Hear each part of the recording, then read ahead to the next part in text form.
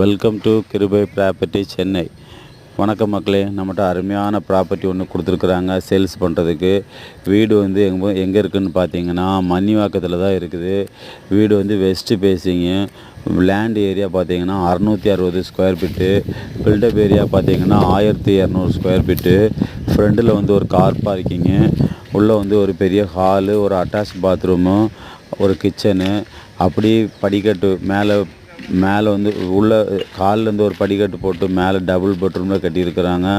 வீடு நல்ல ஒர்த்துள்ள வீடு தான். ப்ரைஸ் என்ன சொல்கிறாங்கன்னா 60 லட்ச ரூபா நெகோசபிள்னு சொல்லியிருக்காங்க. 60 லட்ச ரூபா நெகோசபிளுக்கு ஒர்த்தான வீடு மாதிரி தான் இருக்குது.